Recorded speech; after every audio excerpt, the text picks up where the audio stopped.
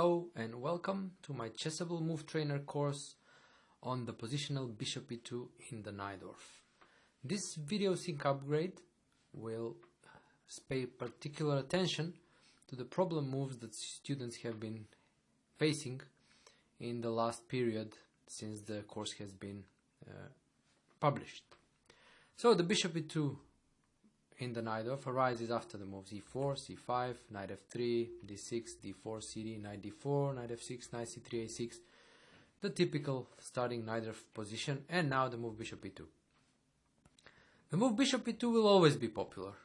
It's a move that will always be favored by players who prefer to get a playable Sicilian position with white without too much theory and memorization involved.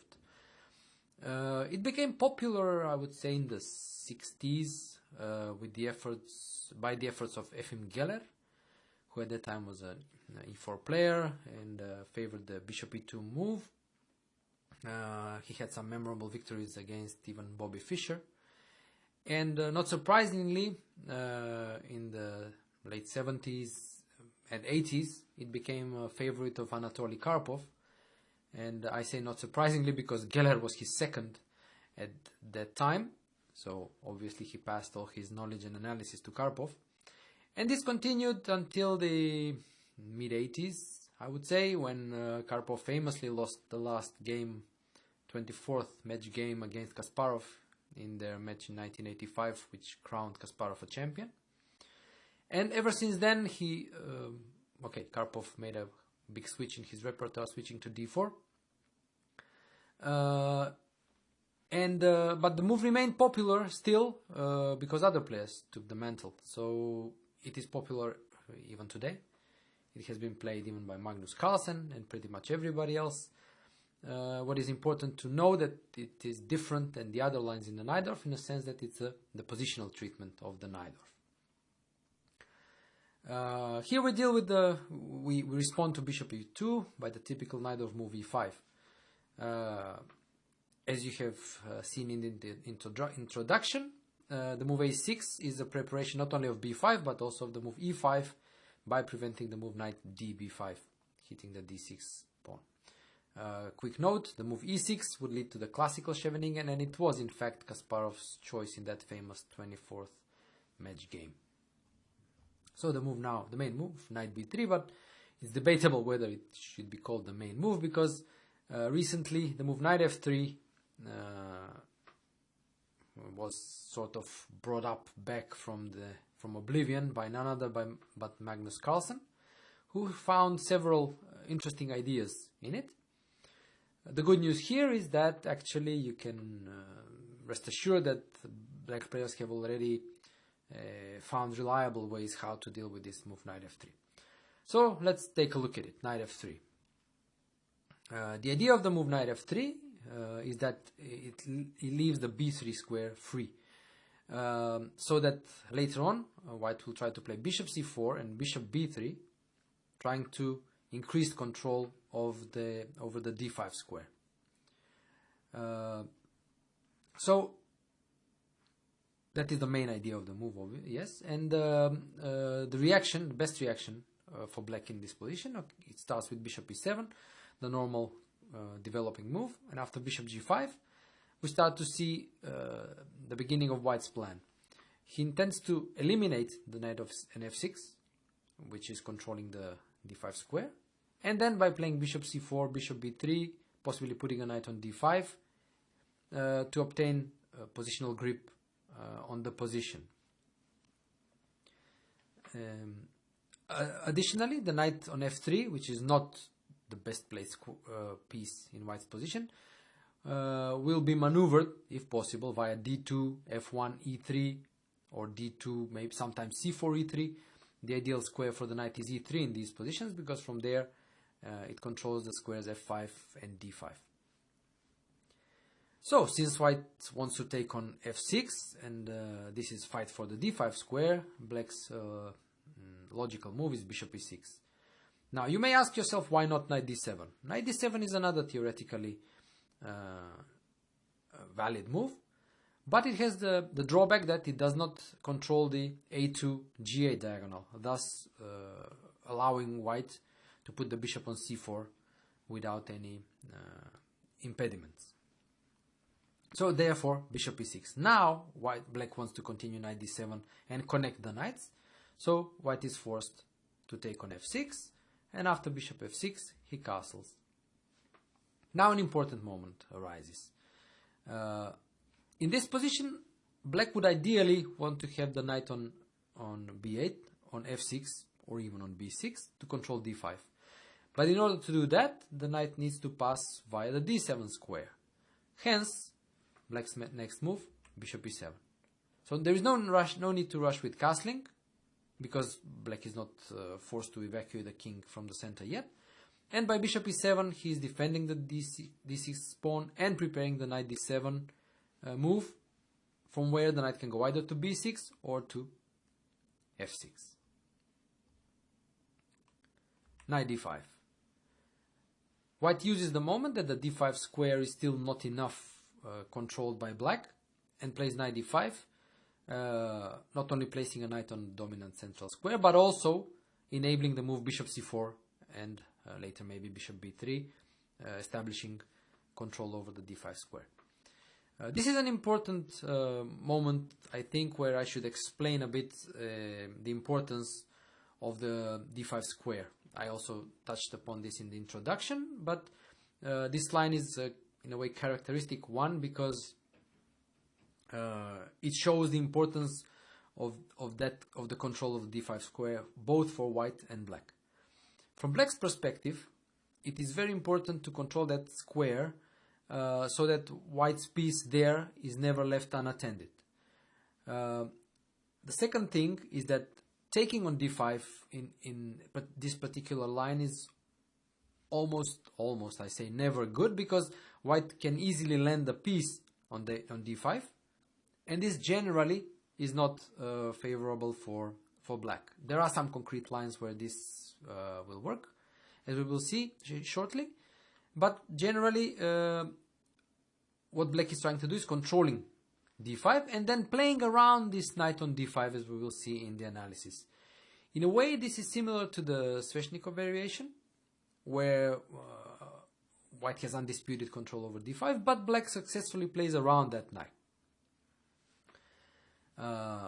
Therefore, the problem move that some students have tried here, the move bishop d5, is an impulsive and unfortunately wrong reaction, because after queen d5, white will have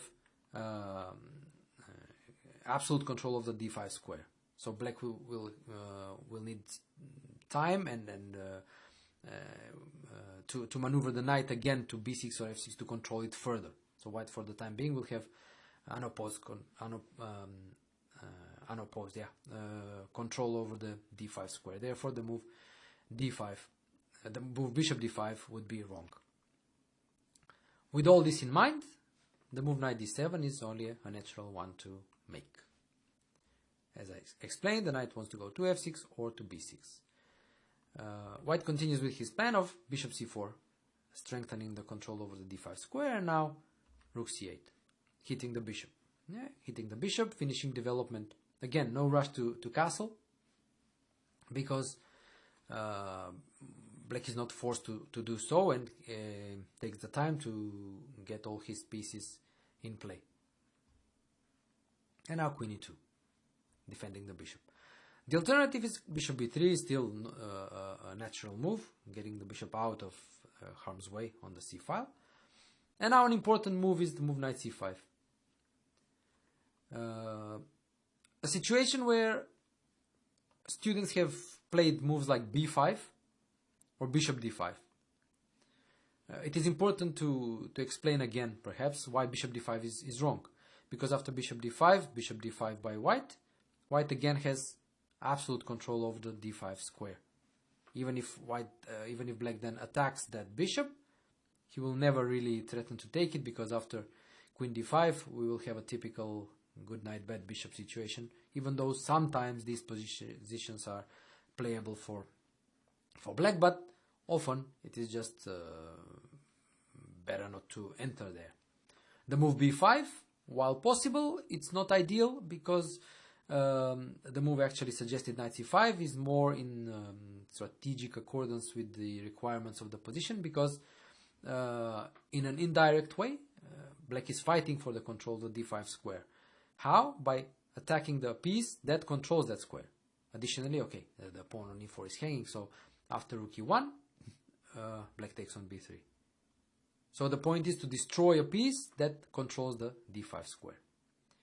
And after ab, bishop d5, now we see an exception in a way to what I just said previously, that black usually avoids taking everything on d5 when white can land a piece there.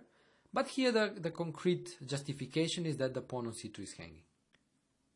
So the game becomes more open, more dynamic, and white cannot really consolidate his grip on d5 because black has active counterplay. After queen b7, now it's high time to castle. In a way, it is a problem move, this castling, and because students have sometimes been impatient by taking on b2, but it just loses, unfortunately, due to the check on c6, and then queen c3, trapping the bishop on b2. The rook on b2. Therefore, castle. The good thing for black is that the b2 pawn will not run away, and black can capture it at any moment. So after queen a6, rook b2. The material is equal, and the good thing for black here is that there are open files on the queen side, where he can, which he can use to attack the b3 pawn. The b3 pawn is a passed one, but it won't go very far. The point being that, for example, after rook b1 takes, now the rook is behind the passed pawn, wants to advance, etc. Black has the very nice move queen a8, attacking the queen and hitting the e4 pawn. Then the rook can come to b8 to further control the passed b pawn.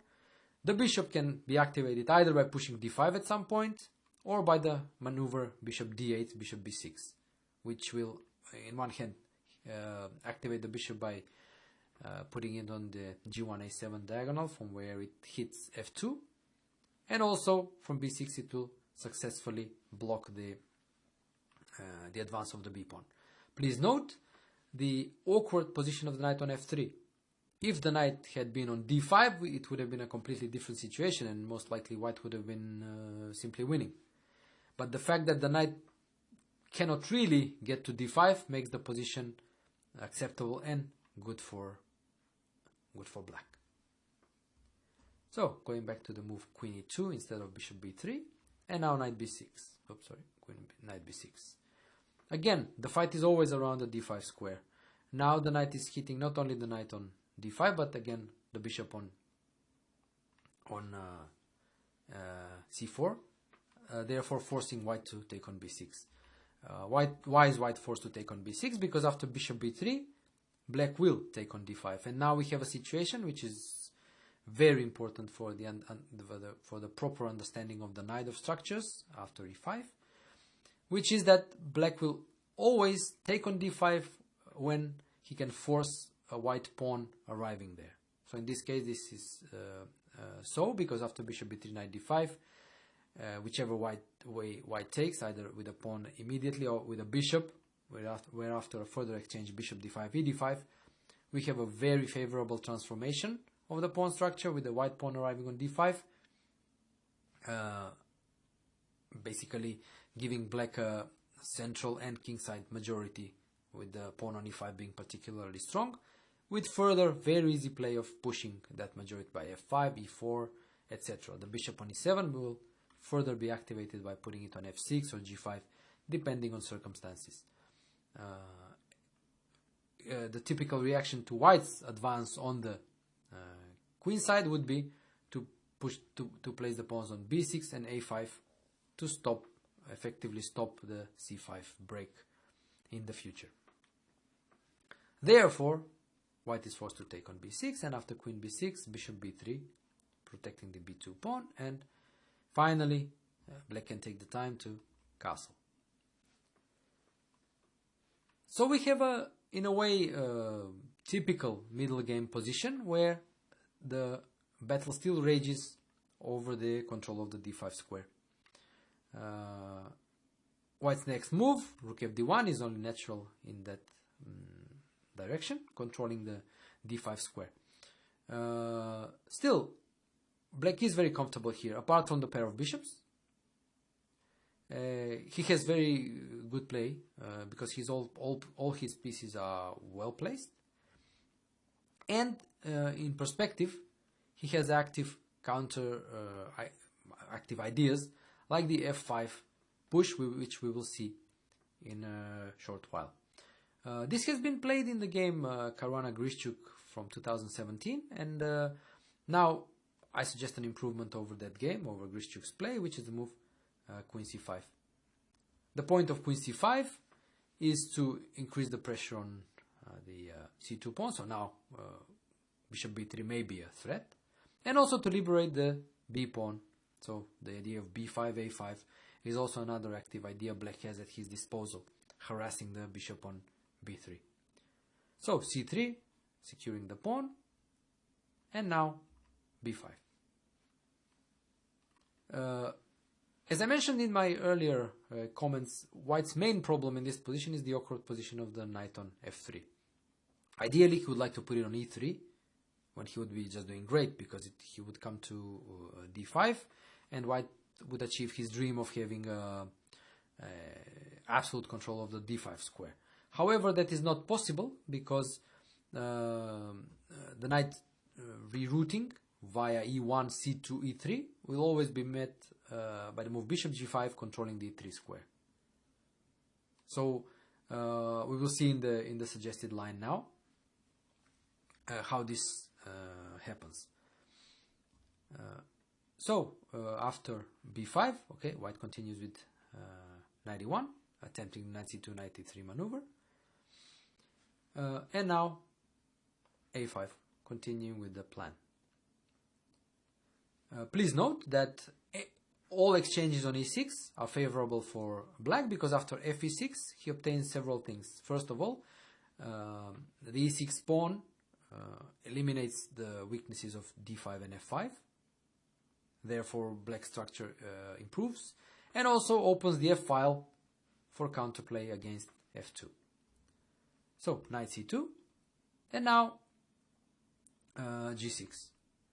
What I'm trying to explain here is that this counterplay based on f5, very similar to the Sveshnikov, is very powerful in these positions, even if the knight does make it to d5. Therefore, the g6 move is a preparation. It is in a way a problem move, because students have tried the move rook fd8, which again, it's a sensible move, but it doesn't do anything in terms of creating counterplay in this position.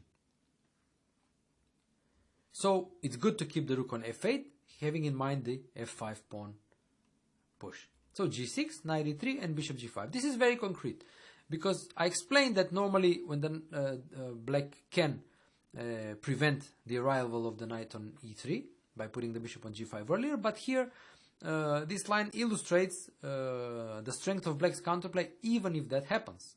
So now the threat is to take on e3. So in a way, if White wants to be consistent with his previous play, he should go knight d5. But now we see everything falls in place for black, and we see the whole idea. First a4, kicking the bishop out from the nice spot on b3 from where it controls d5, and after bishop c2, f5. Now we see the true power of black's counterplay. The d5 square is well controlled, so even though White landed the knight there, the knight is rather impotent, because it's not doing anything. The bishop in g5 is very active, preventing the knight coming back from e3, and f5 now threatens to open the f-file. So fe4 can be a possibility, and it's not really clear how White should continue here. To suggest a move for White is kind of difficult already. So this line is a very good illustration of the dynamic possibilities in the positions, you could say the calmer positions, when White is trying to play in a restrictive mode by maneuvering a knight to d5 and playing for the weakness of the d5 square. It's a good illustration because, similar to the Sveshnikov Sicilian, it shows that black can successfully play around that knight on d5. And this is the typical way to do it. Normally the bishop goes to g5 and the f file is opened by the move f5. This rounds up the analysis of the knight f3 line, and I would suggest that you pay special attention to it, because apart from the actual theory and the way the line should be treated, it also introduces a lot of instructive moments for the understanding of these positions and structures. I would say this is one of the rare lines where white actually manages a knight on d5, but as the analysis showed, it doesn't bring much to white anyway. So going back to the main move, knight b3. Okay, bishop e7. The typical developing move, but also a precise move order, because, for example, in the 60s and 70s, the move bishop e6 was played regularly, with the idea of immediately playing knight bd7. But then it was determined that the move f4 immediately gives white an advantage. So therefore, the most precise move order is to start with bishop e7. Now again, not surprisingly, white has a wide array of options. The main move traditionally has been the short castle, but white has tried different approaches as well. So let's take a look at them one by one. Bishop g5 is a move which we already saw in the knight f3 line. The idea is similar. To take on f6 and establish control over d5, but there are two major differences. First, the knight is on b3 and not on f3.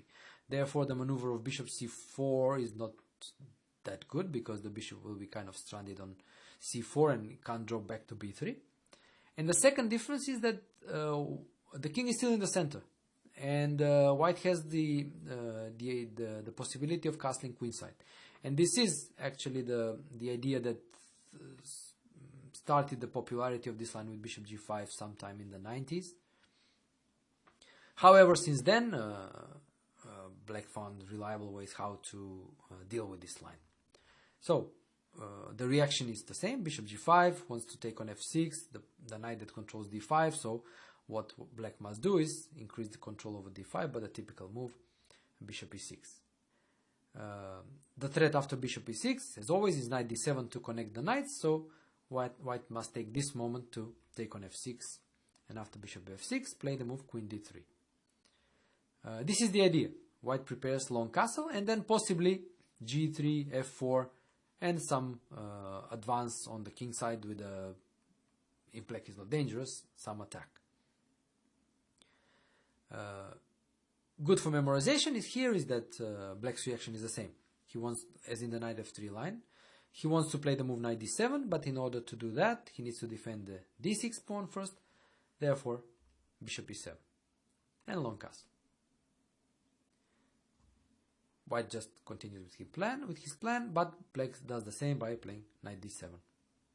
And now g3. The idea is to go f4.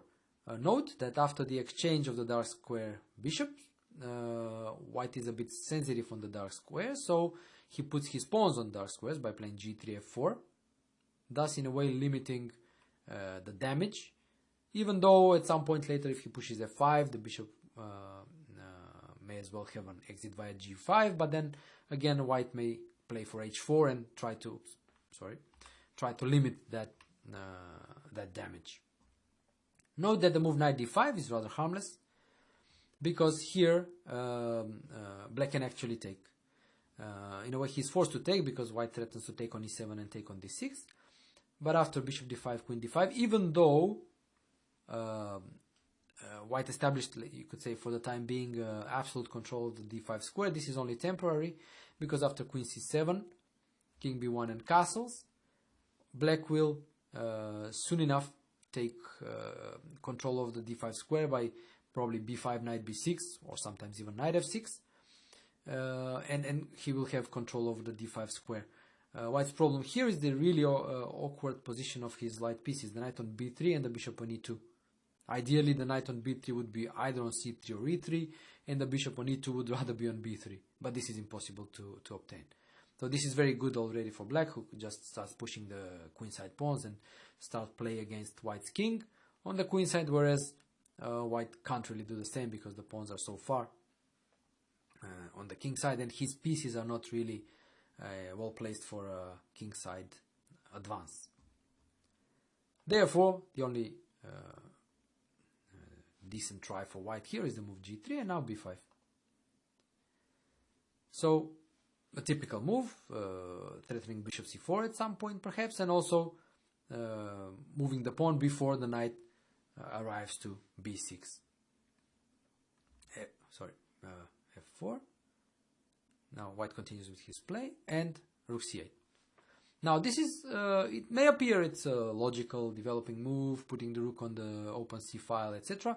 But in fact it's a hidden threat that it introduces. The rook on c8 eyes the knight on c3, and probably you know in the Sicilian the typical sacrifice on c3, exchange sacrifice on c3 is a powerful motive black has in his arsenal. And we will see the idea here shortly. f5, bishop c4, the queen moves, and bishop e2. And here we see the idea. This move forces white to take with the knight, because if he takes with the queen after rook c3, bishop c3, we see the idea, the hidden idea of the move rook c8.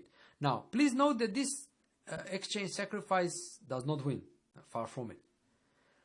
It's a pure exchange sacrifice, so black has invested material. But what he has gained with this sacrifice is long-term positional factors. First of all, the weakness of the structure, white's structure on the queen side. Also, this meaning that the white king will always be less safe. Then again, easy play. The knight can come to b6, from there to c4 or a4. The queen will come to c7. Black will castle. The rook will come to c8, pressuring the c3 pawn, which probably long term will be lost if black manages to put queen c7, rook c8, knight a4. The bishop can be activated via g5, sometimes even via d8, b6. The queenside pawns can be pushed further, a5, a4. So all this gives such smoothness to black's play that this exchange sacrifice is a natural one for Sicilian players, and one that gives excellent play for black. This is a very unpleasant position to play with white, therefore he's well advised to avoid it and take on e2 with the knight. And now a5. In a way, this has been maybe a problem move for some students, because they have tried to play instead of a5 short castle, knight b6, but the move a5 is the most flexible one in this position. Additionally, it introduces the threat of a4 harassing the knight on b3, whereas the moves like short castle or knight b6 feel a bit premature, because short castle, for example, maybe invites some g4, h4 and so on, whereas the knight b6, which most likely will be played, prevents the move a5, because then a5, the knight on b3 controls the a5 square. So therefore it's best to start with a5, threatening a4, maybe sometimes even a3, depends, or then a5, a4, b4 and a3, etc. Further advancing black's queenside play, and then black will decide where to put the knight and when to castle. Obviously, this is a very good position for black. His queenside plane is rolling. So this shows that the line with bishop g5, popular in the 90s, has effectively been dealt with the plan we just analyzed. Bishop e3 is a flexible move. It's a flexible move because it develops the bishop and allows still for the possibility of moving the queen and casting queenside if black is not precise in his move order. For the time being, just black develops with bishop e6, the typical move. controlling the d5 square, preparing knight d7. If you feel like looking at aesthetics in the position, the file looks pretty neat in this moment, very symmetrical. And now the typical here, not the typical but the most popular move lately has been the move queen d3. It's a multi-purpose move. It defends the e4 pawn, preparing knight d5, and also in some cases prepares long castle. However, if black is precise, the long castle will not really happen. The move knight d5 immediately is possible. It owes to the fact that black cannot take on e4 because of the weakness of the b6 square. Therefore, if knight d5, black should deal with it by playing knight d7. Now e4 is threatened, so white is more or less forced to play queen d3, and we have a transposition. Note that taking the bishop on e7 is not really dangerous, because after queen e7, e4 is still hanging, and black will push d5 soon enough. Therefore, the best move here for white is queen d3 with a transposition. So going back to queen d3, or before analyzing the move queen d3, let's take a look at the latest actually idea in this position, which is the move h4. Now, nowadays you shouldn't really be surprised by moves like h4 and g4 at any stage in the opening. It has been one of the major opening revolutions of the 21st century thanks to the rise of the engines, that people can try h4 and g4 in pretty much any opening in any position and then check with engines whether the move is good enough or not. Here the move is possible, and it has been one of the latest tries white has in this position. Luckily enough, black's reaction to it is rather simple, because he just replies symmetrically by playing h5. It's a good move, h5, because another of the, you could say, the revolutions in the Najdorf, in this case of the late 90s and early noughties, has been the solidity of black's position after the move h5, which has the idea to prevent white's easy kingside expansion by g4. And in this case, just by fixing the move, fixing the pawn on h4 and securing the g4 square, black has a relatively good play. However, it is very important to note here that the move knight d5, which we just discussed in the position without the pawns on h4 and h5, the move knight d5 in this position must be met by the capture of bishop d5. Now, let's clarify the differences. It is always important how to take on d5. We will tackle this question in various lines. And here, for example, even though sometimes it's good for black to take with the knight and preserve the bishop pair, unfortunately, this doesn't work here, because knight d5, e5, and when the bishop moves, the pawn on h5 is hanging. The second question, why not knight d7 as in the position without the pawns on h4 and h5? Now, the difference is that after knight d7, queen e7, when we said that the pawn on e4 is hanging and black will push through d5, it is awkward here. Let's just put it on the board. It is awkward here because white has the annoying pin bishop g5. And now we see the difference with the pawn on h5. Black can no longer attack that bishop by h6. And this is a bit unpleasant for black. Therefore, the move knight d4 must be met by bishop knight d5, sorry, by bishop d5, and after e5, the move knight d7, finishing development. And now we have another typical situation for the understanding of the Najdorf. We will also see something similar without the moves h4, h5 later on. And I will just say what I will probably repeat later. This typical situation is that black has the kingside central majority, with the e5 pawn forming 4 against white's 3, f2, g2, h4. And white, on the other hand, has 4 against 3 on the queen side. What is important in these positions is to be very careful to play the moves b6 and a5 in time. This is the basic defensive and most solid defensive structure for black on the queen side, which effectively stops white's queen side expansion. It also secures the c5 square for the knight. So c4, let's continue the analysis of the position. c4 expanding, and now rook c8. It is encouraging that in this position students have had problem moves, even though in this case take this problem moves with a grain of salt, because they have tried moves like b6 and a5. I say encouraging because both moves show good understanding of the position. Students have understood the importance of the b6, a5 moves in this structure, and they have tried to play them immediately. The move rook c8, the suggested move rook c8, is perhaps a tad more precise, because the reason is that there is no immediate need for the moves b6 and a5 at this point. The rook comes to its natural c file, and also it discourages plans with long castle, because if long castle, then b5 can come in very strongly. Now a4, and now this is the critical moment, definitely, because a4 introduces the threat of a5.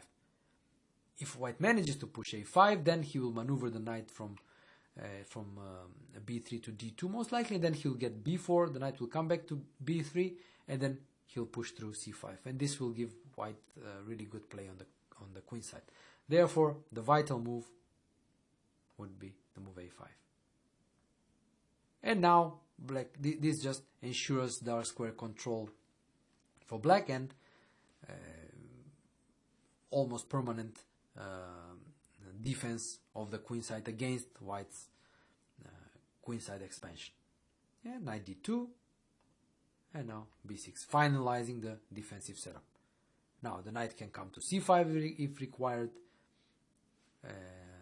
and then black will slowly start to push his own majority on the king side. Possible idea can be playing g6, king f8, king g7, just to give you an idea how to solve the position of castling, because the h5 pawn is hanging. The rook can remain on h8, yes, then the knight can move from f6, f5 can be pushed, and so on and so on. So this is what happens in the line after h4. Now going back to queen d3, knight d7.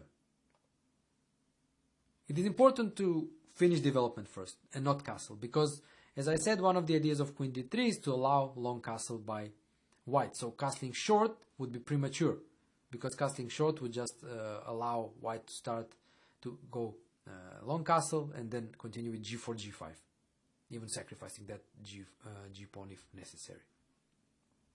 And now knight d5. The second idea of the queen d3 move, securing the defending the e4 pawn and pushing, putting the knight on d5. And now bishop d5. This time forced, because knight d5 just leaves the bishop trapped on e6, so bishop d5 needs to be played, and after ed, rook c8. Again, we have more or less the same thing, but without the pawns on h4, h5. Rook c8 important because it discourages long castle. The rook is already on the c file, and then black can continue by b5, knight b6, knight c4 with rich queenside play. Important again, don't castle, because g4 is very strong then. g4, g5, and white manages to quickly start his kingside play. So rook c8. It's a flexible move, preventing white's long castle, and also not determining the position of the black king yet. Only after white has played c4, now short castle can be played, because with c4 the white's plans with long castle are not really possible, because b5 would be strong. Again, students have tried the moves b6, a5, which is again encouraging, because they have shown the good understanding by stopping in a way white's queenside expansion. They are fine. Both moves are fine. Just that there is no need for them just yet. Yeah. So castle. I would say as a maybe tip is that you play b6 or a5 whenever white threatens either c5 or to put something on a5, a piece or a pawn. So only in these situations you play a move like b6 or a5 to stop those. This is as a general tip. Otherwise, you just continue with normal play, like in this case, short castle. So, short castle, and now knight e8. Again, nothing wrong with b6, a5, just that there is no need for it right now. So, like I said, you play b6 and a5 whenever white threatens actually c5 or putting something on a5. The move knight e8 is a multi-purpose move for black. It introduces the strategic idea of bishop g5, exchanging the dark squared bishops, and also frees the way for the f-pawn. So black can play f5 and expand on the king side and in the center. So queen d2. Again, a multi-purpose move. It prevents bishop g5, but also don't forget to look in the other direction. It controls the a5 square, therefore threatening knight a5.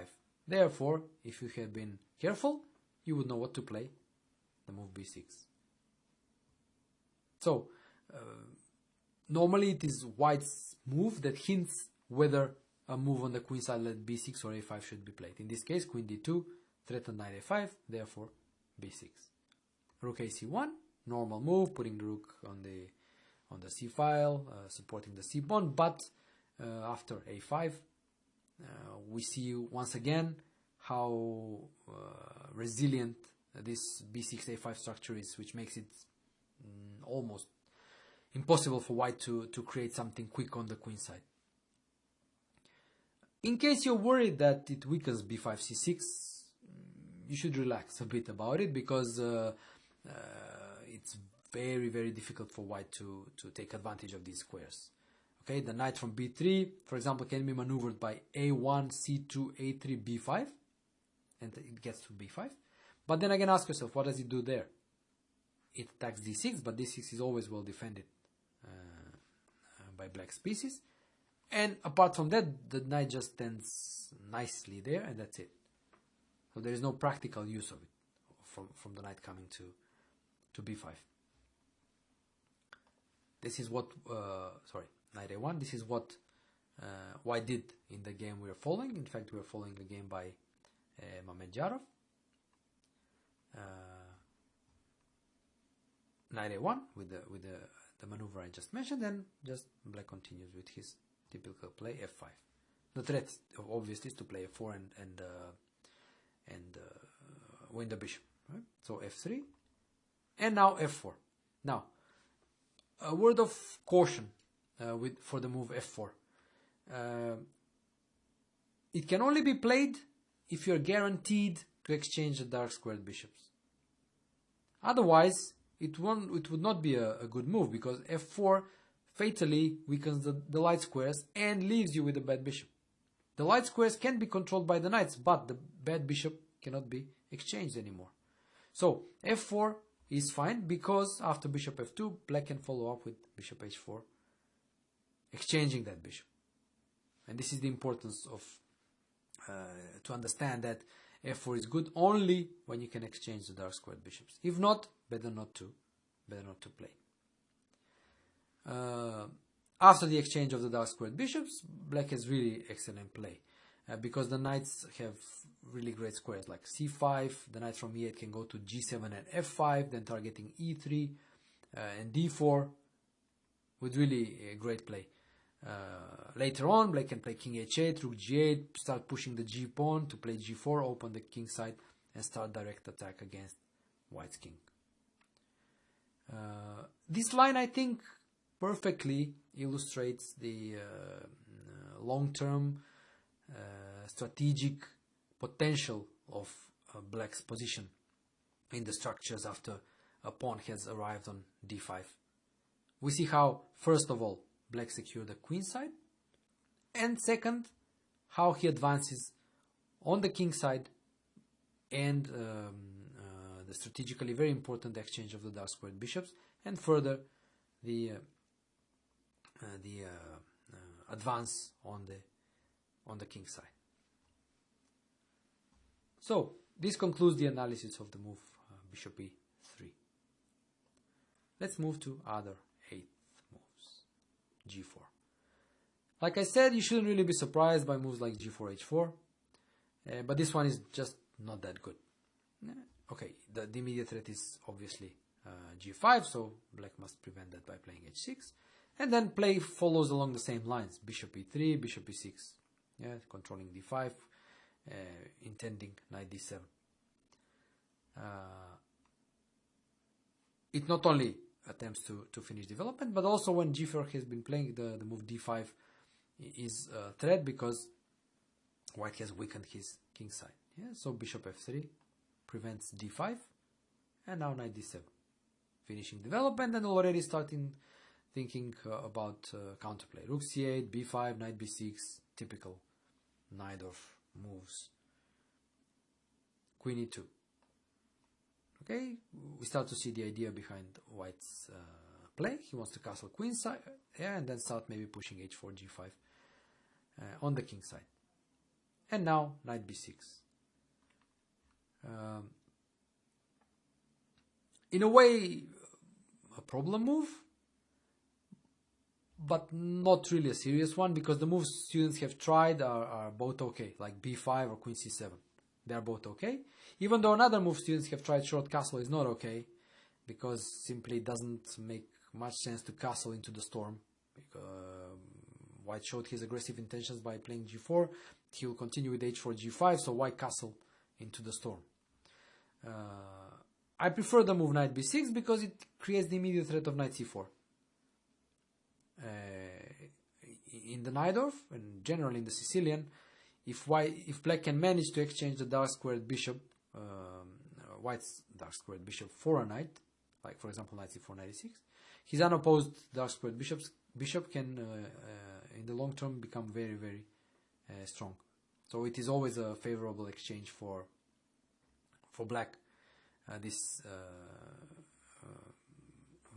exchange of the knight for a dark squared bishops. Of course, we have seen lines when white does this voluntarily, but generally speaking, especially in these types of positions with long castle and attacks, this bishop is a very valuable piece. Therefore, knight b6 with the threat of knight c4.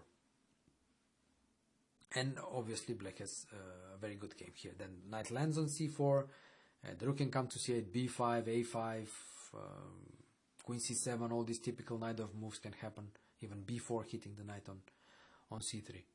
Very, very comfortable play. Similarly, but objectively probably better, is the move h4 immediately.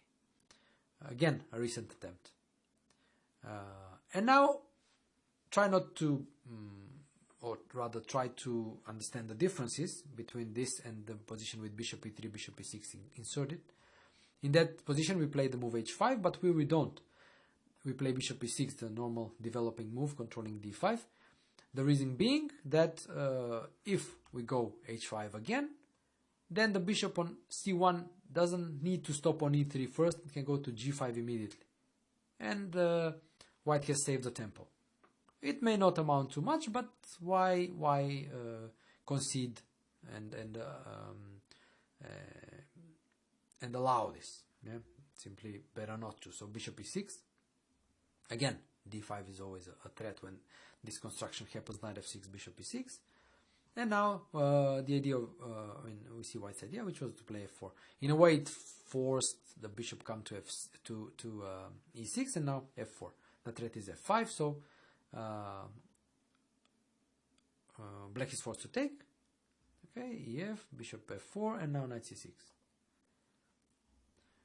Normally in the knight of the knight goes to d7, but here it's different because, okay, first of all, d7, d6 pawn is hanging, and from c6 the knight can also go to b4, yeah, to support the d5 push. So this is another idea to have in mind.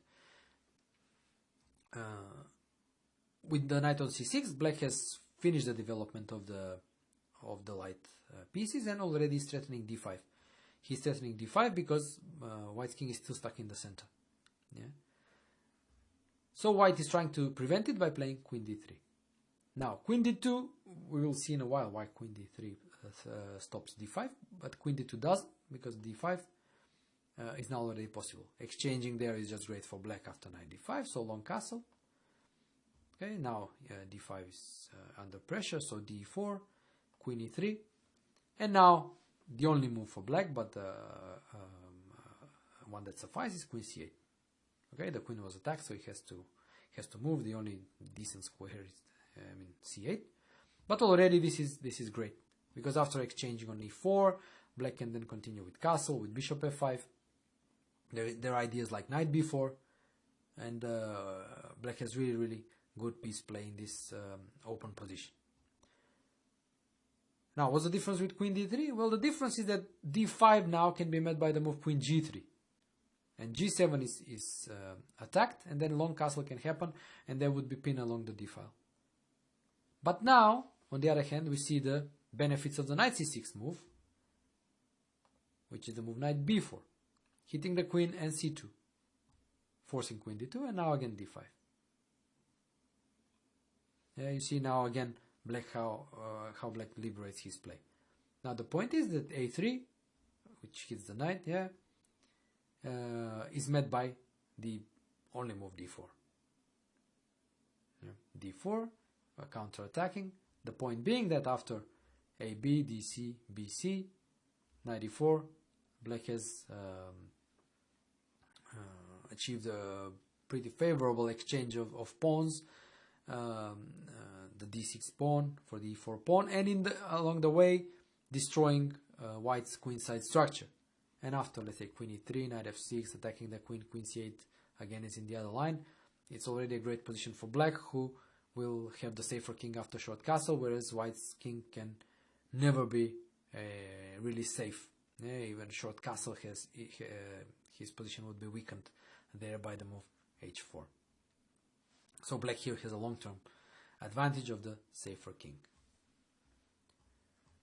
So this wraps up the analysis of the alternatives on move 8. Yeah, so going back to the traditionally main move, short castle, which is met by, obviously, short castle by black, keeping it flexible. The bishop stays on c8 for a while. It can go to e6, but in some lines, as we will see, it can also go to b7. Again, position where white has the wide choice here.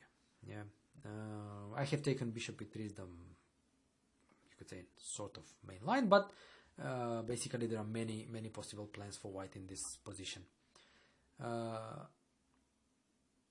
Let's start with the move king h1, but before noting that, it's worth saying that the move bishop f3 does not really have an independent value, because after bishop e6, a4, the play transposes to the line with a4, which we will analyze later on. Now, king h1, this is a very deep move. It's a useful move, removing the king from the g1 a7 diagonal, which is always a sensitive one for the king when the f-pawn moves, and also a waiting move. It discourages both black's typical moves, you could say, in this position, which are the moves bishop e6 and b5. Now, bishop e6 is met by f4, so we see the idea. If ef, the bishop comes from c1 to f4 in one go, and the king has been already removed on h1. It has been removed from the open diagonal. So this obviously favors white. White has made two useful things: gain the tempo by playing bishop f4 in one move and remove the king. So it discourages bishop e6 and also discourages b5, which can be met by a4, b4, knight d5, and then the complications are in white's favor. This has been established in the late 90s already. However, black can also respond with an equally deep move, which is the move b6. Now, if b5 doesn't work, then why not play just b6 and prepare the development of the bishop on b7 if e6 is not available. Now, there are two ways here for white. One is the move bishop e3, and the other is the move f3. Now, white can start with a4 as well, but after bishop b7 hitting the pawn on e4, f3, knight c6, we will have a transposition. Yeah? And now bishop b7. Now, this is a curious thing, and I would like to thank the students for this one. It's because in this position they have tried the rather logical, I would say, move bishop e6, which makes perfect sense if you look at it, because by playing f3, white basically denounces the idea of to play f4, so then the question is, why not put the bishop on e6, since f3 blunts the bishop on b7, so why not put it on e6? It's a perfectly viable move and quite a interesting novelty, I would say, so well done to the students who thought logically and came up with the move bishop e6 here. Definitely a move that needs to be explored further. With that being said, nothing wrong with bishop b7, even though it is blunted by f3, it actually, from b7, aids the push d5. Yeah? So, a4. Again, we have a transposition. If bishop e3, b5, we have a transposition to the bishop e3 line instead of f3. So, a4, and now, knight c6.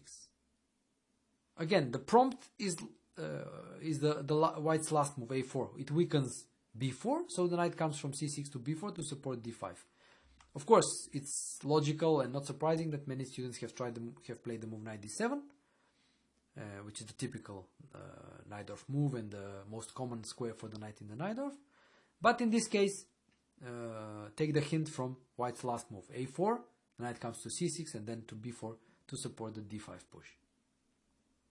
Bishop g5. Again, we see fight for the d5 square. So the bishop on g5 wants to eliminate the knight on f6, that is controlling the d5 square. But black also fights for it by playing knight b4. Yeah, the knight is very active on b4.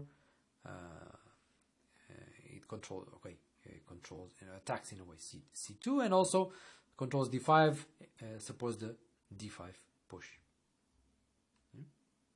And now a nice move by white, knight b1. Immediately addressing the problem of the knight on b4. It's an annoying knight. Yeah, that does so many things. c2, d5. So white is playing knight d2 with the idea of playing c3, pushing it backwards. And then maybe this knight will come to a3, maybe c2, e3, various ideas. So c3 is threatened. Now a5. Not a move you would often play in the Najdorf without a pawn on d5, please note that. But here it's important, it's necessary because the knight wants to drop back to a6 and then possibly go to either c5 or c7. Note that from c7 is very useful, keeps an eye on the weakened b5 square and also still supports d5. So c3, knight a6. The threat is still to push d5. Bear in mind that the d5 square is well in black's control. So d5 is always a threat here. So the only move for white to prevent it is to push c4. And now we have some sort of a Maróczy structure with e4, c4 for white. But one in which it is very important to exchange the dark squared bishops. Now for black that is doubly important because his own dark squared bishop is sort of passive. And secondly, white's dark squared bishop is extremely important because it covers the weakened dark squares. If you can see, b4, c5, d4 are all very nice squares for black's knights, and eliminating the dark squared bishop, white's dark squared bishop, will weaken them even further. The difference here being that white's good squares for the knight d5 and b5 can easily be controlled by the remaining light squared bishop by putting it on c6, and whenever a knight comes there it can be eliminated, which cannot be said for white's light squared bishop, which is passive in these Maróczy structures. Therefore, black's next move should not come as a surprise. Knight h5, immediately addressing the important positional issue. once you understand the underlying logic behind the move, you should have no problem playing it, because students have tried the move knight c5, but it's just too early for that. It is important to exchange the dark squared bishop, as I explained. Yeah? Now, after knight h5, white has a choice to exchange, which is definitely in black's favor, because it also adds the f4 square as a nice square for a knight, or to go back, bishop e3. Yeah? But then black can continue with ideas later on, not now, okay, or maybe even now, bishop g5, trying to harass that bishop, and then the knight will come to f4, the knight to c5, f5 can happen, all with very, very good play. So this is a very, very promising middle game position for black. The move bishop e3 here is a different one. White is waiting for black to go bishop b7, okay, to attack e4, and after f3 he still intends to maybe go a4 and in a way control black's queenside activity. I remember once reading, actually it was in Bronstein's book on the 1953 Zurich candidates, when he was talking about the Najdorf position after bishop e2, e5, knight b3, and then he was explaining that white has quite a few setups involving the a and f pawn. So he said white can play f4 and leave the pawn on a2. White can play f3 and leave the pawn on a2. He can play a4 and f4. He can play a4 and f3. He can play a3 and f3, a3 and f4. So all these combinations of the pawns of the f and a pawns are possible. And it's funny that even back then, when he was writing that book, Bronstein said that he personally preferred the pawns on a4 and f3. And modern practice has often confirmed his intuition in this case. And here we see white actually trying to put the pawns as Bronstein suggested, by playing a4, f3 and a4. Understood this, you already know what black plays next, b5, preventing a4. Therefore, don't play the automatic move knight d7, which would allow the Bronstein setup by playing a4 with a very comfortable position for white, because black is pretty much devoid of counterplay in that position. It's worth perhaps pausing and considering that, to see that and try to even visually recognize a position where black is devoid of counterplay. So knight d7, a4. So there is no b5, there is no d5, there is no pressure on e4. And this is a position that, the type of position that needs to be avoided. So b5. But white, by defending the e4 pawn, he's ready to undermine that pawn, and he plays a4. And after b4, he goes forward knight d5. Note that if he goes here, if he doesn't go a4, if he goes a3, in Bronstein's terminology, a3, f3, this is already a huge improvement for black with the pawn on b5, because he has the maneuver knight d7, knight b6, from where the knight can come to c4 or supports d5, very comfortable. Now you see why f3, a3 is not really a good combination. f3, a4, much better, but in this concrete case, black has good counterplay.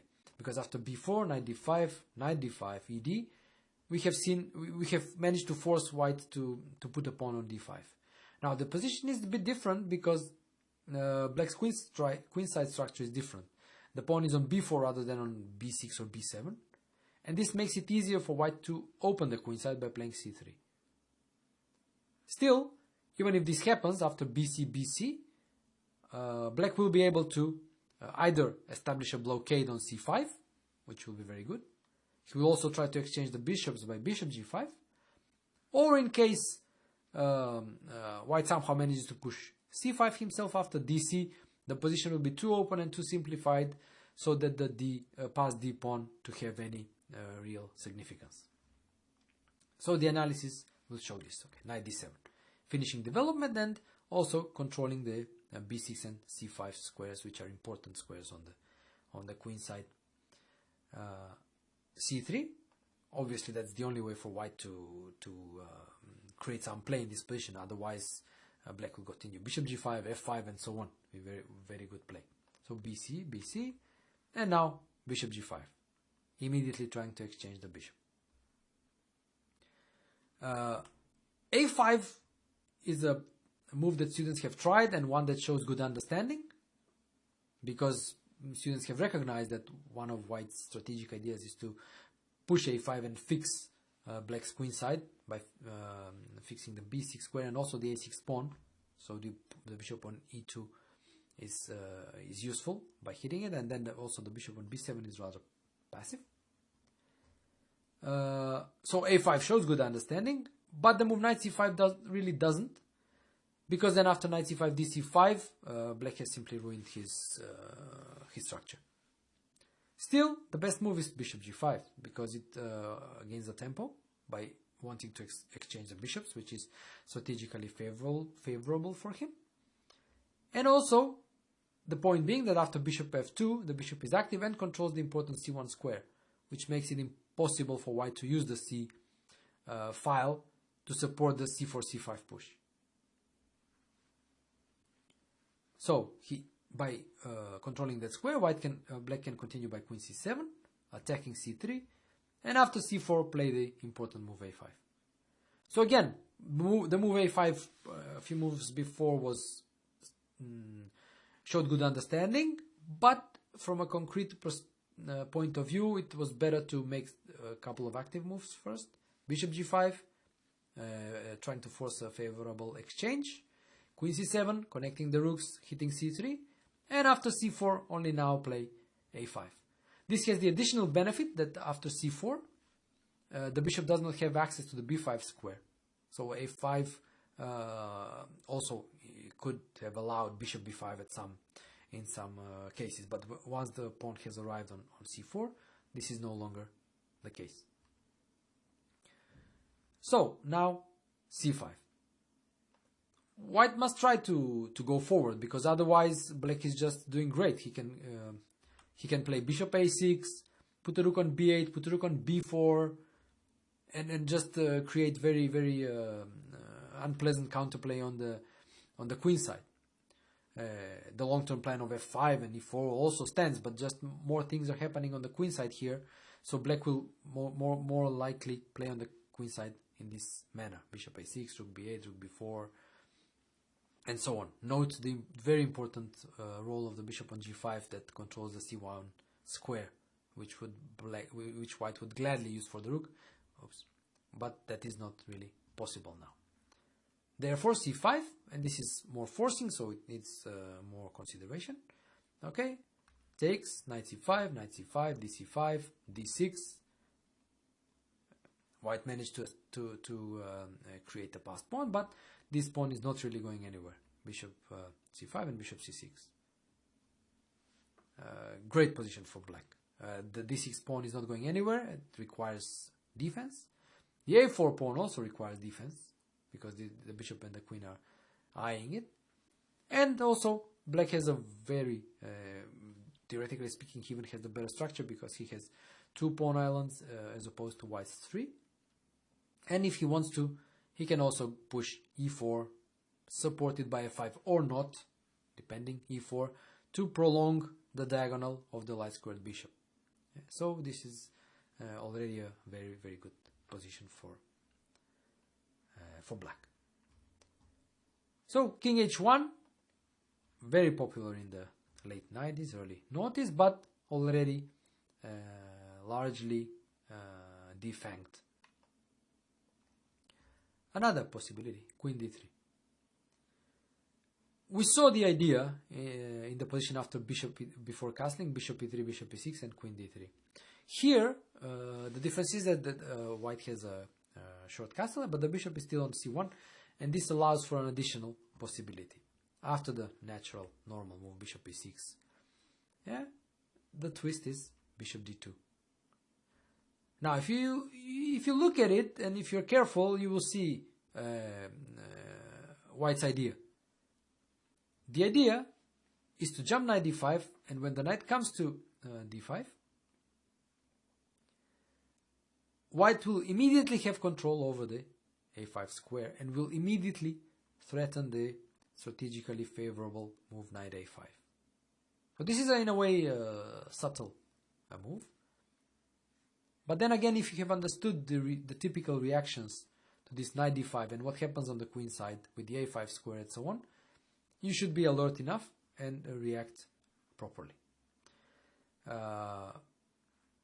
Just to note, knight d5 immediately is harmless because here even black can take advantage of the fact that the knight is still on b8, so he can take with the knight, yeah, and play bishop c8, preserving the bishop pair, and then easy play.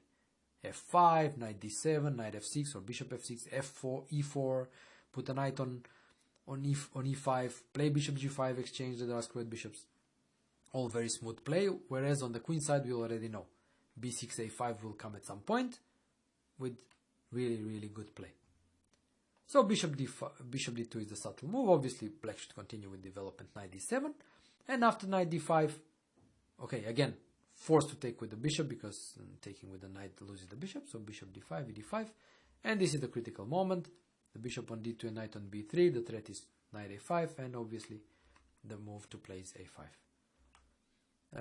I attribute the moves knight b6 and queen b8, which have been played by some students, to some sort of confusion, because as we will see, queen b8 is a nice move, but in another line which allows the maneuver bishop d8, but here it just doesn't work because the knight comes to a5, and also knight b6, yeah, it attacks d5 but then allows bishop a5 with an awkward pin. So whereas the moves do have some idea, the move to play obviously is the move a5, because once understood what the threat is, to put the piece on a5, a5 is basically the move to make. And after a4, b6, standard play. By now it should be standard, since we have seen it on more than one occasion. The immediate threat is to go knight c5, and if knight c5, bc, completely solidifying the whole structure on the queen side. So let's say c4, knight c5, knight c5, bc5, and this is already a great position. Okay, rook can come to b8. The b2 pawn is backward, so the queen side is safe, and now black can start play on the king side. The knight can move f5, and then according to circumstances, bishop g5 is always the move to remember to exchange the dark squared bishops, or the bishop. If not, the bishop can come to f6, and then e4 can be played, and a counterplay against b2 can happen. As usual, a very rich play for black. Note that the pair of bishops here is completely useless because the position is relatively closed, and the potential for pawn play in this position belongs with black, because he can easily advance his own majority, whereas the same cannot be said for white. In fact, he has a pretty weak structure on the queen side because of the backward b pawn. So queen d3, bishop d2 idea can easily be parried. a4. This used to be in the 60s especially, and 70s, this used to be probably the most common move. Useful move by all means, preventing b5 forever, more or less, and then seeing what to do next. Bishop e6 is the normal developing move, and now we will look at the modern treatment of the a4 line, which is the move bishop f3. In the past, people have played the move f4, so we see Bronstein's now setup of a4, f4. But this again is too loosening from white's perspective, and after ef4, it does allow white to come to f4 in one move, but it also allows black to speed up his development. After bishop f4, knight c6, again not d7 because d6 is hanging, king h1, the typical prophylactic move, now is met by d5. It's just that black's development was so quick that he manages to push through d5. It is possible to continue in a more, let's say, or you could say less direct way by playing knight e5. Normally these positions with the pawns on e4 and d6 are very comfortable for black. Both pawns are weak, you could say not weak but isolated. But then again, black's one is more close to his pieces and easier to defend, and also the e5 square is very important factor in this position. So the knight can come to e5, the other one to d7, yeah, and then or maybe e8 defending d6 and then allowing for bishop g5, exchanging the dark squared bishops, and so on and so on.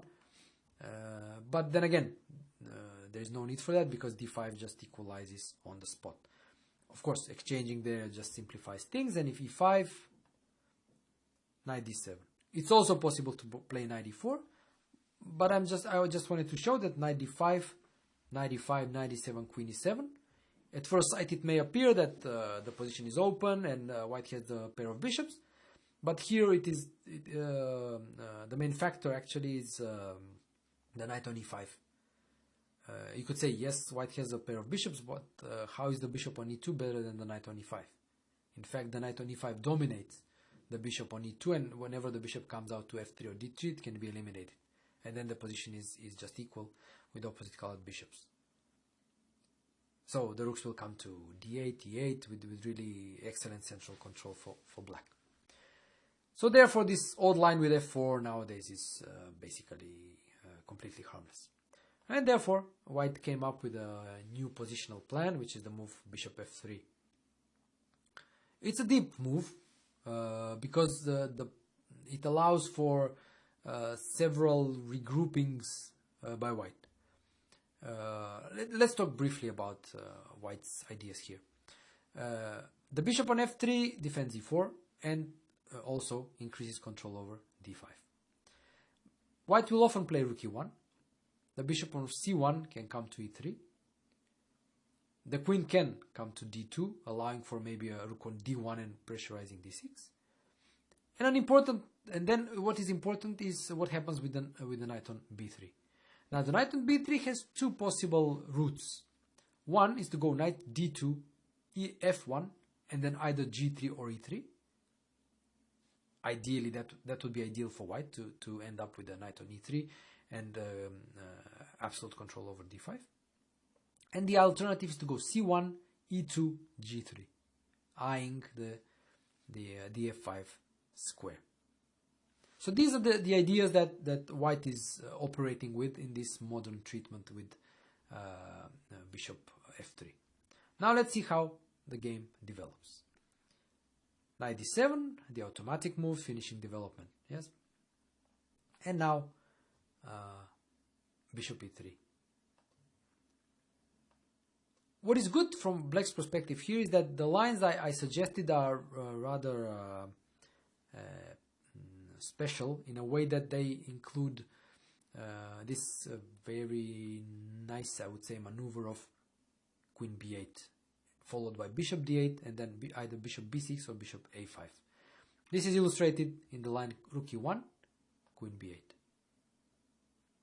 So since it's a particular move, rarely seen in the other lines, I think it makes it easier to remember. The idea again is to activate the bishop, also liberates c8 for the rook. The move bishop e3 prevents it, and we will see shortly why. First of all, let's take a look of the idea, how it works in practice. Queen b8. After bishop d8, the maneuver anticipates the moving of the knight from b3. So when the knight moves from b3, the bishop can come to a5, attacking the knight on c3, and again you see the underlying fight for the d5 square. The bishop from a5 attacks the knight on c3, which in turn controls the d5 square. So really a lot in the Najdorf depends on that control of the d5 square and the pieces controlling. Now let's see how what happens when black manages to implement his plan fully. Knight d2 makes sense, obviously. The idea is knight f1, knight e3. Yeah, but then we see the idea bishop d8, knight f1. If a5, trying to prevent bishop a5, then b6 or b5 opens up the queen side. So knight f1, and now bishop a5. The bishop is very active there, yeah? Wants to take on c3, destroy the structure. So bishop d2 and queen c7. And this is already great play. Great play for black. The queen can come to c6. Bishop c3 is always an option, even without destroying the structure. Because the point is, when the queen comes to c6 and the knight on c5, black will be attacking 3 times the pawn on e4. And the maneuver knight e3 will not be really viable. This has been played on more than one occasion by Vachier Lagrave, and he actually used this idea of bishop c3, knight c5 attacking the pawn on e4. Also note that by eliminating the knight on c3, black has really excellent control over the d5 square. So this is what happens when white allows black to implement the plan by playing knight d2. The move bishop e3 is more aware, showing more awareness for black's plan of bishop d8. The point being that if bishop goes to d8, white is ready to play queen d2 and rook d1, hitting the pawn on d6. So therefore, it's a prophylactic move, preventing the idea of bishop d8, of the bishop transfer. So black understands this. Okay, so he doesn't embark on the maneuver, but just plays rook c8, taking advantage of another useful idea of the queen b8 move, which elongated, the 8th rank, so the rook can be put on the c file. Yeah? Note that the bishop d8 maneuver is still on the cards if white allows it. So, for example, white can allow it by playing a5, because the point is that now bishop d8 is just in time. Bishop d8, queen d2, but now already b5 or b6. ab, bishop b6, and already excellent play. The bishops will be exchanged, and then which is generally always favorable for black in these structures.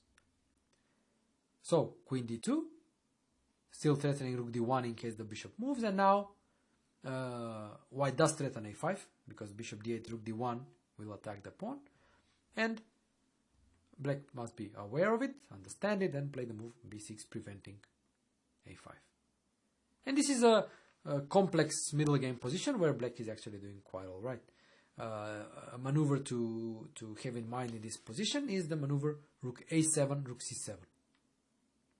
To double on the c file, and then perhaps continue with b5 further on. So this is a complex middle game position, but black has his counterplay here.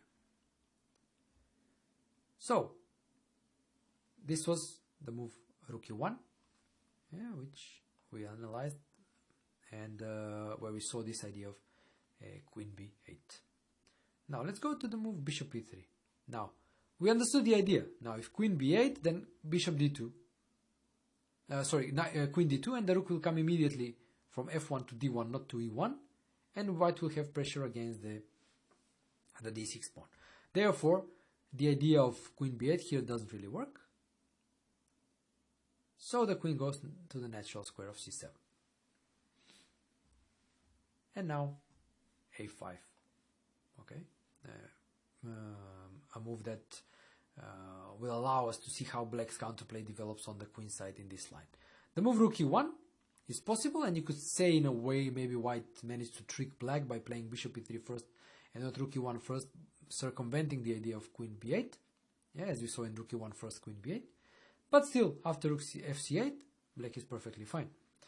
What is curious in these positions is that they start to resemble in a way, okay, it's far-fetched, but still bear with me, sort of a Zugzwang for white. And I'll explain why. Both sides have finished development. And now the only thing white needs to decide is whether to push a5 or not, and what to do with the queen. However, both moves here they have their drawbacks.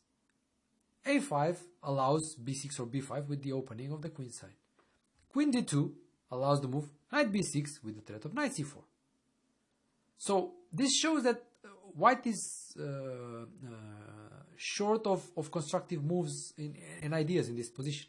And this is underlined in the following moves. h3.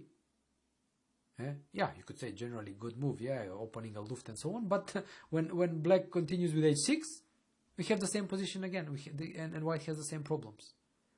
What to do? Queen d2 runs into knight b6, a5 runs into b6 or b5, opening up the queen side. So it pays to pause a bit in this position and consider this, because it's in a way a funny situation. Yeah, both sides are developed, but then white is short of constructive ideas. An idea can be knight c1, yeah, with the maneuver I mentioned, knight goes to e2 or g3, or d3 b4, perhaps, not very likely, but it introduces some constructive ideas. Sometimes knight a2 b4, okay? But then again, with the knight not controlling a5, and the first rank being blocked by the knight, so the maneuver queen d2, rook d1 is slow, bishop d8 is a good idea. And after knight e2, e2, queen b8. And the bishop comes out to a5. So knight g3, bishop a5. So the fact that you could say white managed to trick black by playing bishop e3 first and rook e1, forcing the queen to c7, does not really eliminate the whole idea of bishop d8, bishop a5. As you can see, it can also happen at a later stage. So this is a rather peculiar line, which I think is shows the roadblock, you could say, white can run into. Yeah, you could say white put all his pieces in a very harmonious way, controlling the d5, b5 breaks and so on, but then what? The question is, then what? And you can see that whatever white tries to do then allows some sort of counterplay by black. So it's important to be patient and wait for prompts by white in order to determine what to do next. So going back to the move a5 instead of rook e1, and here we see the counterplay black is creating by after a5 and after a b6, knight b6. This is already very smooth for black. The knight comes to c4, the rook can come to b8, open files, very active play. Even the a pawn after knight c4, the a pawn can be included in the attack by a5, a4 if possible. Yeah? For example, knight a5, knight c4, forcing the exchange, takes, rook e1, rook b8. Already very great play. b3 weakens the c3 knight, so not really possible. And then a5, a4 with pressure on the b file. Please note that in spite of all this happening, yeah, black still continues to have control over the d5 square. So this is the modern treatment of the a4 move, but as we saw, one that with relatively subtle play, black can deal with relatively easily. Rook e1 is another possibility on move 9. Nowadays it's played most likely with a transposition to the bishop f3, a4 lines that we just looked at. Because after bishop a6, bishop e6, bishop f1 is the old plan from the, I'd say, 80s. But one that isn't popular anymore. Like I said, nowadays, if you see the move, it will most likely be connected with the moves a4 or bishop f3. Yeah, which will see a transposition to what we just looked at. With that being said, okay, let's still take a look at the old plan, bishop f1, because it's still sort of characteristic. Because after knight d7, okay, continuing development, knight d5, this is white's idea. The move from the rook from e1 controls e4, or defends e4, and allows for knight d5. Now, white is accepting the fact that after the exchange there, a pawn will arrive there on d5, but his idea is to start pushing on the queen side. But we already saw how, first of all, how black can deal with that, and second, I will show this line to to demonstrate that in this particular line, even allowing a white pawn on a5 is not the end of the world, first of all, and second, to show the counterplay black can obtain. So knight d5. Okay, here black has a choice, so he chooses to keep the bishop pair. So knight d5, e5, bishop f5, a4, rook c8 first, hitting c2. Okay, c3, and now I'm sure that by now you know the move a5 would be the typical normal one, etc. Yeah? But like I said, here I would like to show that even allowing a5 is not the end of the world in this particular line, and in most of the lines, to be honest. But still, it always in the other lines it's better to stop it. So the move bishop g6. The move liberates the f pawn. So the black wants to continue with f5 and so on. Yeah. So a5, and now a5, f5. Now the strategic idea is bishop g5, and also the knight can come to f6 and then continue with e4, f4 maybe, with the attack on the king side. What is worth noting here is that even though white managed to push a5, his pieces are relatively passive. All of them, almost all of them, are on the first rank, and bishop e3 is not really an option now because f4 will push it backwards. So he can't really support his queenside attack.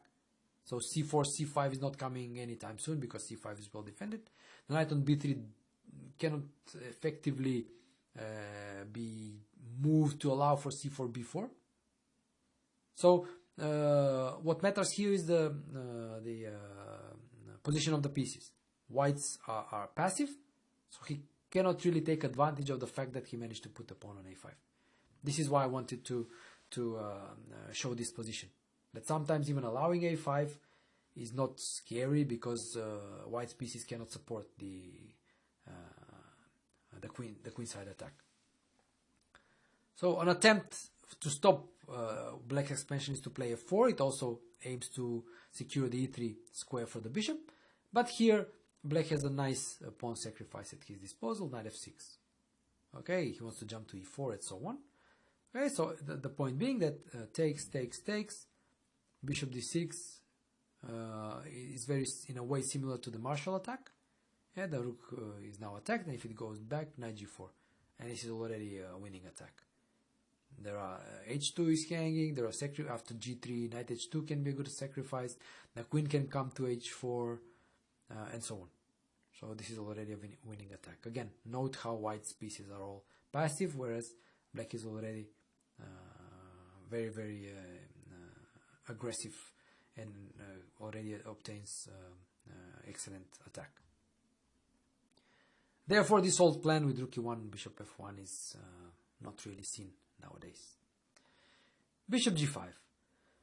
Now, we already saw this idea without the short castle. When white was trying to castle long and then play g3, f4 and create something on the king side. With short castle, we can safely say it's harmless. Bishop e6, we have the same reaction. The idea is to connect by knight d7. So white must take, and now knight d5. Okay, we see the same setup by white as in some other lines, but then this is harmless because, as we saw in the knight f3 line, yeah, black can play effectively around this knight on d5. So bishop g5, the typical move, not possible in the lines with knight f3, but here very much possible and also desirable because the bishop is very active here, controlling the c1 square and also the e3 square. So queen d3 and now knight d7. Flexible move, also allowing maybe for knight b6, knight f6 later on and so on. Even though in this line black is content by just controlling the d5 square and the d5 knight and playing around it. The main counterplay is based around the move f5, very similar to the Sveshnikov Sicilian. So rook d1, typical normal play by white, doubling on the d file and so on, but this leads nowhere because white would like to both have his cake and eat it, because he would like to have the knight on d5, which is controlling a lot of squares and is a dominating piece, but he would also like to remove it to attack d6. But then again, he can't have both, obviously. And here the move rook c8. It's not only an automatic developing move, it's also a move with an idea. And the idea is to have the possibility of rook c6 to defend the pawn on d6 if required. So not to be forced to go back with the bishop to e7. The bishop would like to stay there on g5. So the move rook c8 introduces this idea of rook c6 to defend the pawn. Some students have tried to play king h8 or f5 immediately, but as I explained, okay, rook c8 is in a way the last preparatory move, making sure d6 is safe forever because of the rook c6 idea, and then black can start preparing his counterplay based on f5. So after c3, king h8. Again, some students have struggled with king h8, having tried to play f5 immediately, which is fine, I suppose, but in general, in chess, it's better to prepare first, and then, if you can, and then follow up on your idea. b5 is also a possible move, but I just feel that here black's counterplay should be more based around f5. Okay, b5, like I said, normal move, fine, nothing wrong with it. But I just think that king h8, and then with f5, sometimes even held by g6, f5, if with the idea of to take with a pawn on f5, like ef, gf, and then use the g file for an attack. I think it's more, I would say, unpleasant for white. Not exposing the queen side by b5, allowing maybe for some a4 undermining moves, and just play king h8 and start kingside play. And this shows this plan. Okay, shows the not really good prospects white has after this move bishop g5. So going back to move bishop e3. Yeah, bishop e3, as we said. Okay, here bishop e3, the flexible move, and also now it's actually an introduction to the so-called Karpov plan. Okay, which we will analyze now. So bishop e6, the typical normal move in these structures. Yeah, finishing development, and now queen d2. And this is the start of the Karpov plan or Karpov system. He used it in the early 80s to win quite a few memorable and classical, you could say, games. Obviously became very popular, but with the passage of time, a lot of practical tests and analysis, black managed to find pretty good ways to deal with this plan. Now let's explain what white's plan actually is. So he will go most likely for the preferred Bronstein setup of a4, f3. Okay, then he has a choice. The rook on f1 will come either to d1 or c1. Then the knight will jump to d5. After an exchange there, ed5 will happen, but white will make sure that he gets in a5. And then with the rook on c1 in particular, he will start pushing c4, b4, and c5. Similarly, it can happen with the rook on d1. Additional ideas for white are, especially with the rook on d1, the maneuver knight c1, knight a2, knight b4, further increasing the control over d5. So as you can see, it's a very deep plan. It's a very deep plan. And if allowed, white will definitely have an advantage. So now let's take a look how black deals with this plan. Knight d7, okay, continuing development for the time being. a4, preventing b5, and now rook c8. Now the idea is to go knight b6, knight c4. Yeah? So white prevents it by a5. Okay, and now queen c7. So by a5, the pawn is already where white wants it. Yeah, so now he's ready, maybe to go rook somewhere, if d1 c1, put the knight on d5, the pawn will land on d5, but then very quickly c4, and knight maybe move, and b4 and so on. It can become very, very dangerous. Also note that with the rook already on c8, opening up the queen side by moving the b pawn exposes the a6 pawn, which will be attacked both by the bishop on e2 and rook on a1, so this is rarely possible for black in this line. So queen c7. In a way, a problem move queen c7, because students have tried to play knight c5 immediately, which is theoretically perfectly fine. But as I said before, why not just prepare first? The move queen c7 also in a way pins down the knight on c3 because of the weakness of the c2 pawn. And now we come to the position where white can choose which of the two versions of the Karpov plan to implement. One is with the rook on d1, and the other one is with the rook on c1. And in fact, this was rook fc1 was the original Karpov plan. It's the more direct of the two, because immediately the threat is to come knight d5 and follow up with c4. Once black understands this, okay, the move to play is knight c5. So black must start this activity first. Knight c5, forcing the exchange, knight c5 and dc5. And now we have a transformation of the structure. Now we have a symmetrical structure, and which is okay, needs some explanations.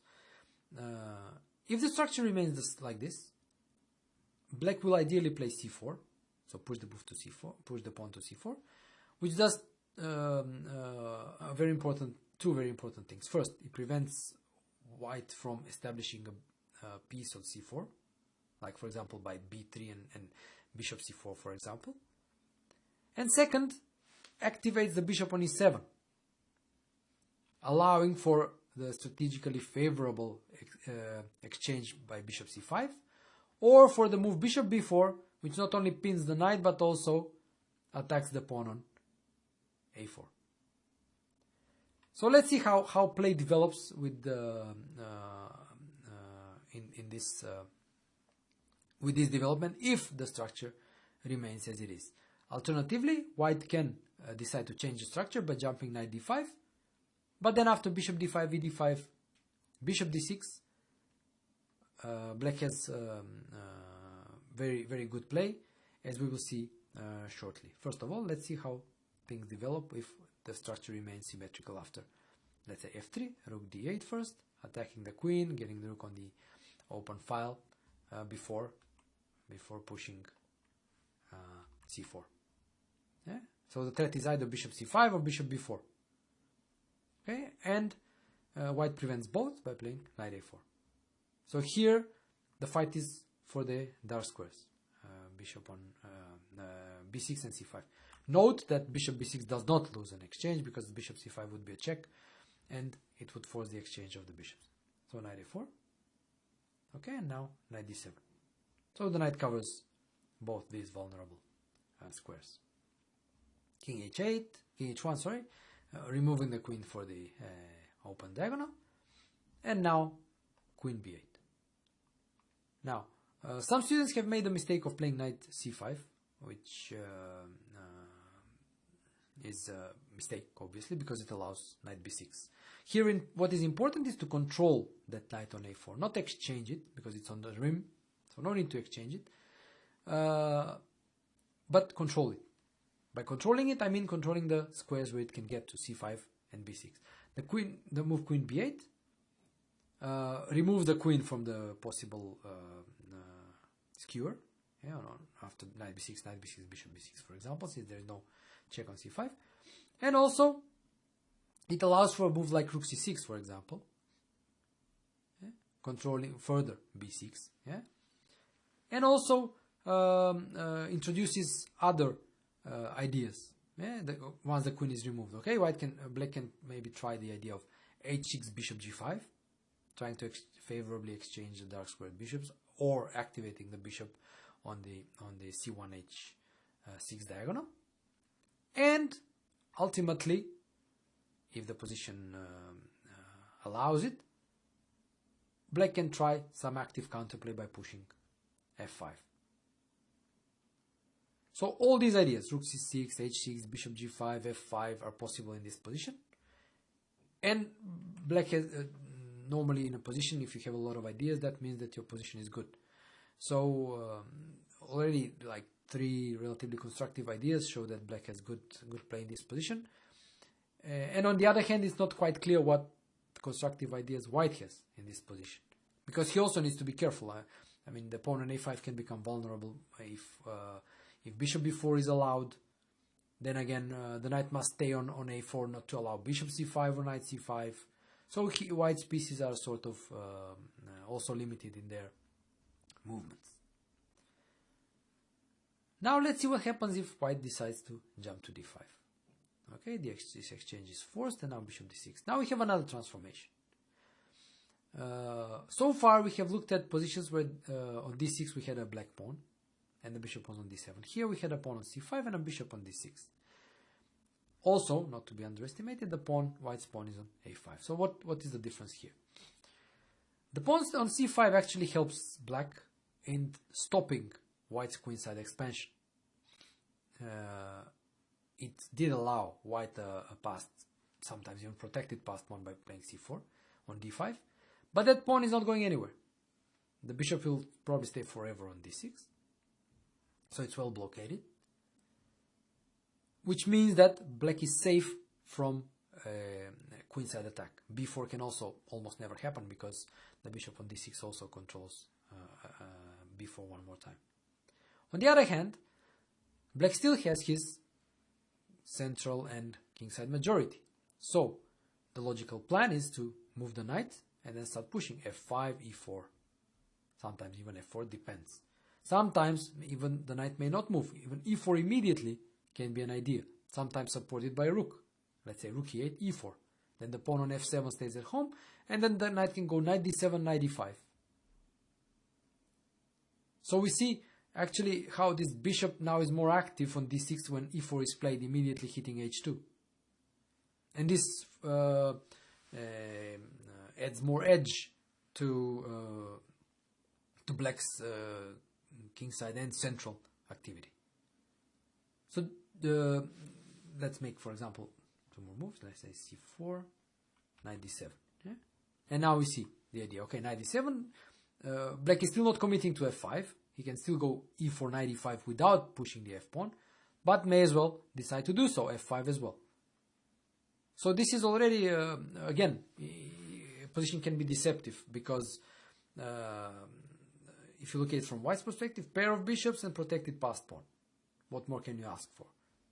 But if you look at the prospects of play, then you see that white is without them, whereas black has many options how to start his central and kingside play.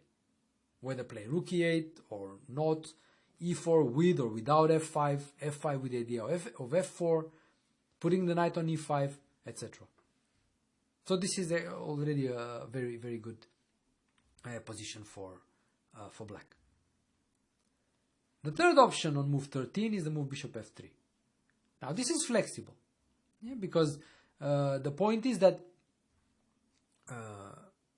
instead of f3, now the bishop supports the e4 pawn and further controls the d5 square. In a way, mixes the ideas from the bishop f3 line we saw before, and also keeps the option of the rook from f1 coming to d1 or c1. Compared to the bishop f3 line, the rook from a8 has already come to c8. So this eliminates the ideas based on moving the b pawn and opening up the queen side, because a6 is hanging. So black is in a way forced to seek counterplay in another way. So rook fd8, the last preparatory move. As we will see later on, the idea is rather aggressive, because black is still, even in spite of the rook being on c8 and the relative weakness of the a6 pawn after b5, black is still not abandoning the idea of the b5 push. So now rook f c1, following the Karpov plan. It is possible to play rook fd1, but play will be the same, and we will see why the rook on c1 is more precise. The point is that after rook fd1, okay, if we just follow the same play from the line after rook fc1, b5, takes, and knight c4, we see the point.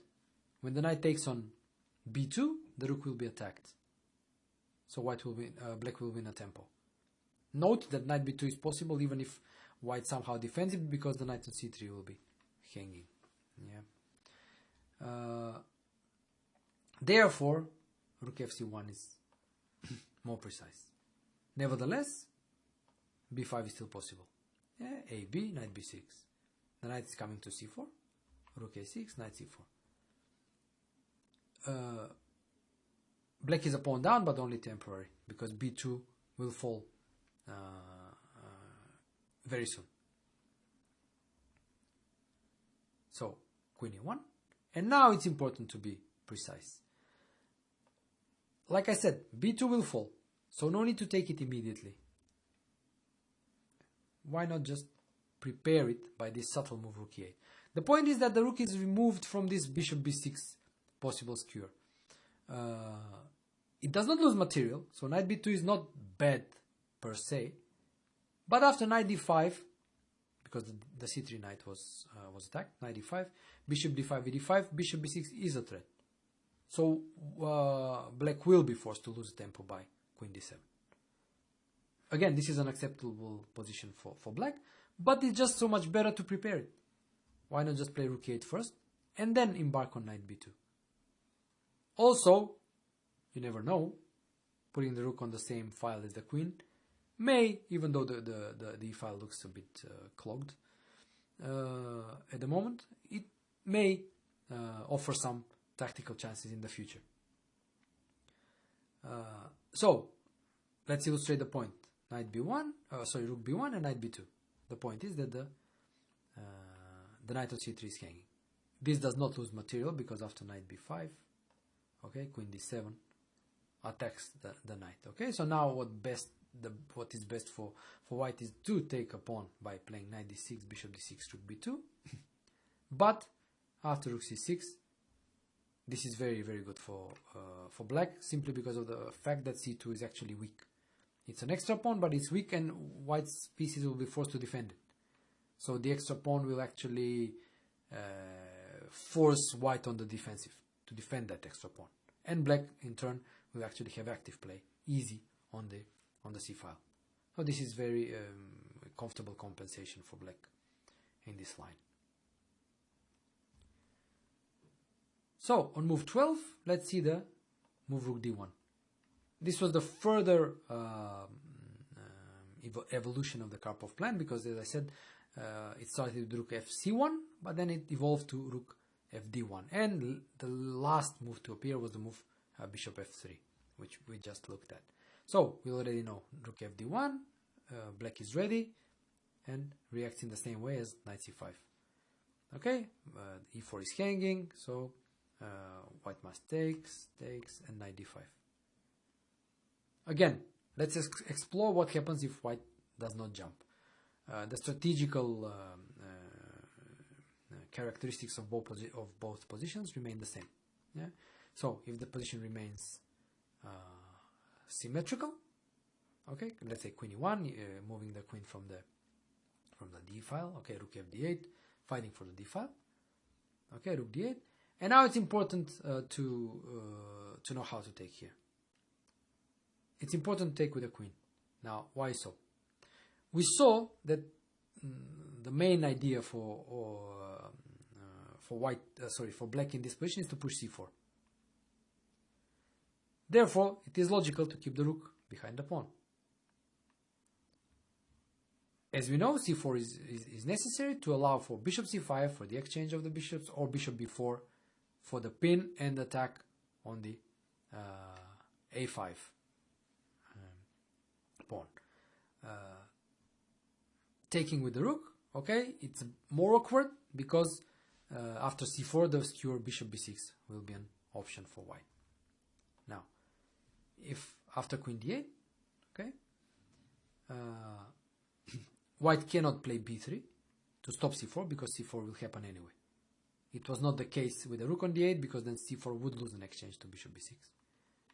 So just remembering these small tactical nuances will prompt you to take with the queen on d8. And after f3, okay, defending the e4 pawn and allowing for knight f4 ideas, we have c4. We explained why c4 is so important. So don't go knight d7, don't go knight bishop queen c7, because c4 is the important move to make in this structure. So the bishop c5, bishop b4 ideas are important.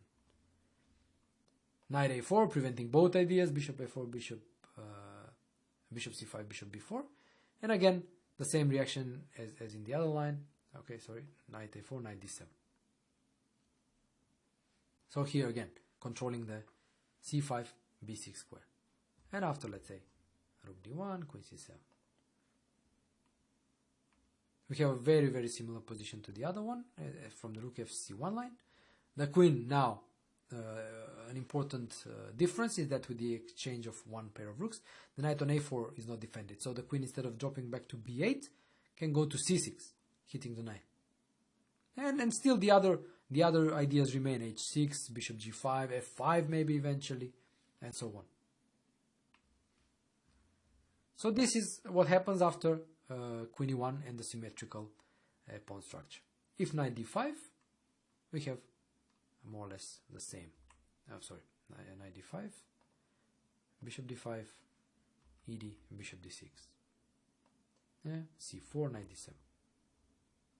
We have the same position, the rook being on d1 here instead of c1, but it doesn't change the characteristics and in the position. White does not have queenside play because c5 and b4 are well controlled, and black has very smooth kingside and central play with several ideas: pushing e4 with or without the help of f5, pushing f5, f4 maybe, putting a rook on e8, jumping with the knight on e5, with rich possibilities on the king side. This concludes our analysis of the positional bishop e2 line in the Najdorf.